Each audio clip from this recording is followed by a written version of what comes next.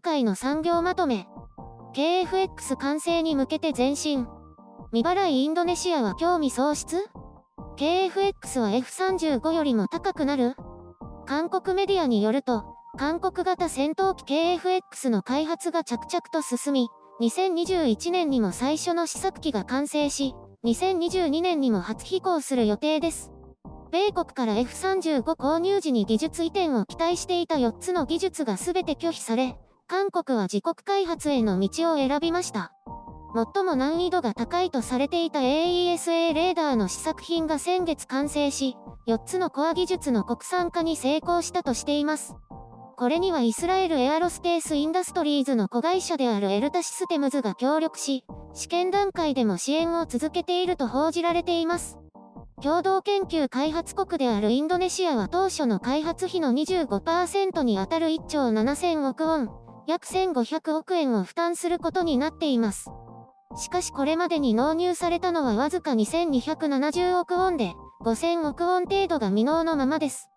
インドネシア政府は KFX に興味を失ったのか、現在は F35 や F16V、ロシアのスホーイ35、フランスのラファールに関心を示していると報じられています。また、インドネシアは現金ではなく現物で支払えないかと打診していますが、韓国は拒否している状況です。韓国は来年度予算でさらにこの事業に約9000億ウォン、約800億円を投じるとしています。2026年に120機を生産するとなると、さらに10兆ウォン、約9000億円が必要となり、プロジェクト全体の費用は約 18.6 兆ウォン、約 1.7 兆円になります。仮にこの数字が正しいとすれば、KFX の価格は1億3000万ドル、約140億円となり、昨年時点の F35 の価格より高くなるという試算が出ています。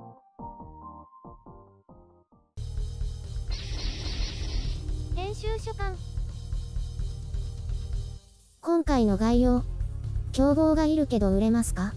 もっと高くなるかも。性能はどうあれ祝国産化。お金に関する報道といえば、最近韓国メディアでは KFX の運用コストは F15 系並みで、F35 の半分程度になるとしています。仮に F35 と同等の価格でも運用コストが安いからお買い得だというわけです。性能面では、機動性は F35 よりも優れていると宣伝していますが、まだ理論値の段階。こんなに高い戦闘機が売れるのかというのが心配ですが、一応市場がないということではありません。政治的な理由により F35 を購入できない国。例えば最近の報道ですとトルコですとかインドネシアにとっては選択肢となるでしょう。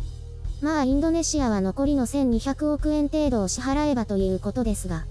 あと、インドネシアは技術移転と国内製造を要求していましたが、これは実現するんでしょうかね。KFX は 4.5 世代戦闘機となるということですが、競合となると F35 の他にスホーイ35やスホーイ57、ラファールなどになるでしょうね。そうなると価格が全然。韓国政府としては、大量発注をした場合は価格をもっと下げられるとしているようです。でもその頃には F35 の価格はもっと下がっていると思うし過度な値下げはどうかなと思うけど、現在懸念されている問題点はステルス性能のようです。一応これが売りなので、この性能が今一つだと商品価値は下がってしまいます。そのために来年度予算が投じられているわけで、予算内での課題克服が競争力強化の鍵を握っているわけです。あれ、現在すでに8兆ウォン以上投じられていてステルス用に来年度予算というと、開発費はもっと高くなるということですかね。となると1機あたりの価格ももっと高くなるかもしれませんね。お金の問題はどうあれ、着々と完成には近づいているようで、量産はまだまだ先ですけど楽しみですね。韓国空軍は今のところあまりお好みではないようですけど、今後このアジア周辺でどのような活躍をしてくれるのか期待しています。というよりもこれは商売道具だから活躍はしなくてもいいのかな。まあポンコツだろうが他国の戦闘機より劣ろうが、自国生産というのは正直羨ましいです。でも最終的には周辺国の脅威に打ち勝てるものでなければ意味はないですけどね。最悪の自己満足になってしまうので。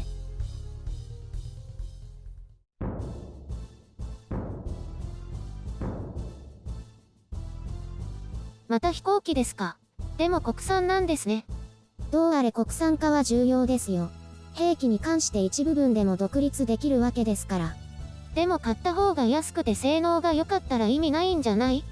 圧倒的に差があったら意味ないですけどね。でも韓国は老朽化戦闘機を置き換えたいので、その老いぼれよりマシならいいんじゃないですかね。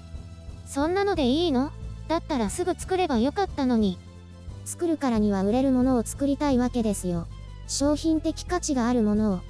ところで老朽化って何歳くらい？40年以上みたいですね。退役時期が延長されたので退役するときは50年以上になるんじゃないかな。さすがにおじいちゃんでしょ。やばくない？そうですね。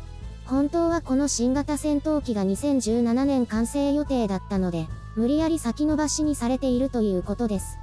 老体に鞭打つってやつですね。なんか恐ろしい情景を思い浮かべたけど、まだ大量におじいちゃん戦闘機が残っているから切実なんですよ。買えばよかったんじゃない？買わずにここまで我慢してきたからあともう少しってことのようですね。問題は維持費が結構かかっているようで、それがもったいないということのようです。たくさんあるの？たくさんあるらしいですね。150機とか。そんなにあるの？そもそも多すぎない？対北朝鮮用に一度に大量に買ったんですよ。それを全部置き換える予定のようですけどね。じゃあたくさん作るんですね。最初に120機作って、その後にもまた作るらしいですよ。お金かかるね。でもマージン取られなくて済むからいいんじゃない？雇用にもつながるし。そうなんだ。でも実戦配備はさらにその先なので、大変みたいよ。何年後？4年後とか、2030年。ところで日本も作ってるんでしたっけ？これから作ろうというところ。大変そうですね。大変だよ。お金も時間もかかるし。ただ、英国と協力体制を取るそうなので、負担は少し減るかもとのことですね。やっぱり国産がいいの？自由に使えますからね。みんな大変なんだね。でもこれで欠陥品だったらもっと大変だね。量産する前になんとかするでしょ。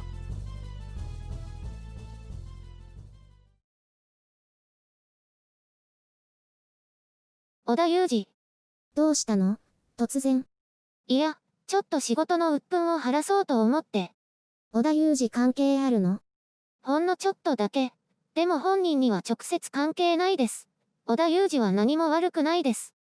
何それ？ちょっと王様の耳はロバの耳的な？なんとなくわかった。嫌なことあったのね。でも織田裕二は悪くないですからね。わかったわかった。そういえばこの前出張行った時、雨降る予定だったけど晴れたよ。これって私が晴れ女ってことじゃない？晴れたの？晴れてはない。雨が降らなかった。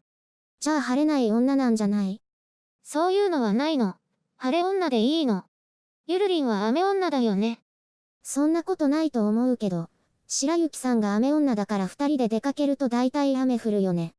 いや、私は雨女じゃないことが証明されたからゆるりんのせいだと思う。そもそも天気って人と関係ないから晴れ女とか雨女とか意味ないんじゃないの？星占いレベルで無意味じゃない？それ言ったらつまんないじゃん。